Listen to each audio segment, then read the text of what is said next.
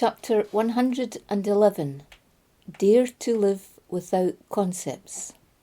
Maharaj, there is no difference between us except for the body. We are the same. Spirit is one. Master knows his own identity. The listener has forgotten his identity. There appears to be two bodies, two identities, but the spirit is the same. The Master knows himself in a real sense. He is within the selfless self. The listener can know his true identity through the medium of the Master. The Master says, "Don't analyze what I am saying. Don't take the words literally. What I am saying is ultimate truth. Concentrate on this." There is nothing wrong with reading spiritual books as long as you accept that they are only indicators of reality. Everything you know is body knowledge and therefore illusion. You cannot say, "I am Brahman," without your presence. Your spontaneous presence is essential. Without it, there can be no action and no reaction. Questioner: I have been contemplating quite a lot on what you've been saying about reading spiritual books and feel I have had a breakthrough. When I read books in the past, I accepted I am Brahman and stayed with that concept, if you like. I also had experiences around Brahman, which I valued and considered to be highly significant.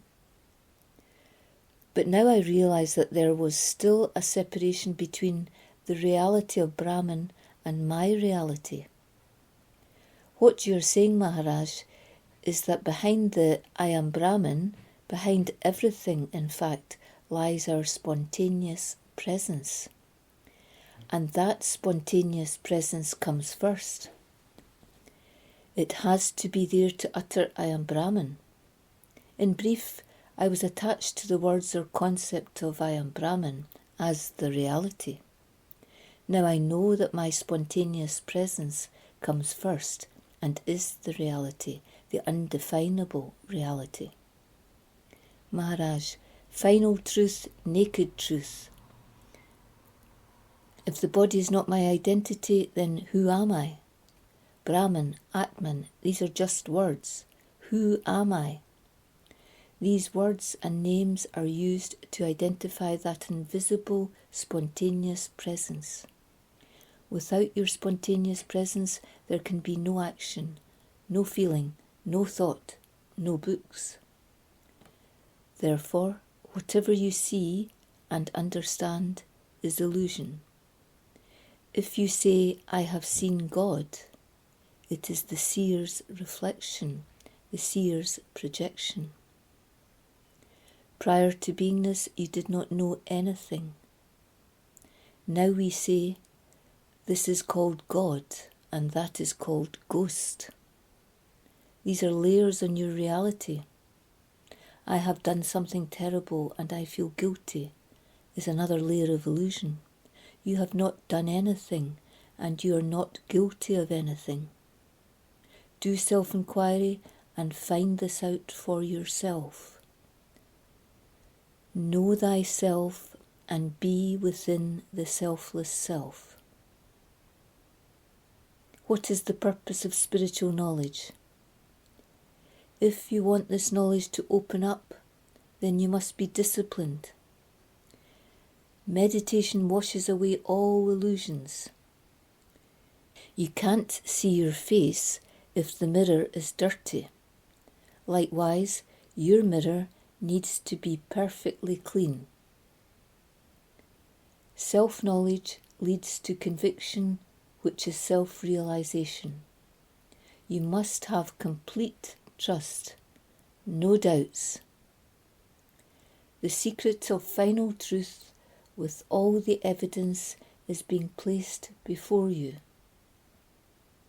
It is the listener's secret, the speaker's secret. How can we describe that listener? Invisible, anonymous, unidentified. We need to use some words. You are to accept and absorb the knowledge. It is not difficult at all. Questioner: when I think of living without concepts, I have great fear. Maharaj: after knowing the reality, why are you swimming in the sea of concepts again? This is unknown terrain. Let it be. Explore, go deeper, self-discover. But remember, it cannot be named, defined, compared. Questioner: recently, during meditation, I could not find my body. I was startled, afraid. Maharaj: it happens, don't worry. When you are involved in selfless self, many experiences happen. All these experiences are very good progressive steps. There are 3 types of experience: the darshan of seeing, hearing and touch of the Master. You may see the Masters or deities, you may feel someone touching you, you may hear the Master talking to you. These experiences happen. The Masters are manifesting out of your faith and oneness with the Master. They are taking form and talking with you. For example, a disciple of Bausaheb Maharaj had the plague. She prayed to her Master. Bausaheb Maharaj appeared, even though he was no longer in the body, and he cured her. That disciple had a vision of her Master because of her devotion. She became one with that, one with her Master's identity. This experience has nothing to do with the intellect. It is a progressive step and encouraging. These miracles happen from your presence. Here I'm talking about something more advanced. Nevertheless, these experiences are indications of progress. Miracles do happen when you have no doubt and strong devotion. At the final stage, not that there really are any stages, all traces of body knowledge will be gone. Until that time, just listen without suspicion, without a wavering mind that raises doubt. I'm trying my level best to convince you of the plain truth, naked truth, final truth. Strong faith is needed. Be sincere. Don't say something and then do the opposite. The entire truth is placed in front of you. Questioner: talking about experiences, Maharaj, today I saw Nisargadatta Maharaj here in the ashram. Maharaj: nice, good progress. It means that you are forgetting the body identity. Everyone has different experiences during the process of dissolving, merging, and absorbing the knowledge within selfless self. Questioner: how many realized people do you know? Maharaj: what do you mean by realized? People say, is he realized, is she? Realized means spontaneous conviction. There are no signs of realization. Out of the spontaneous conviction, your whole vision and all your actions change. There is no one big sign of realization. These are just words for understanding purposes.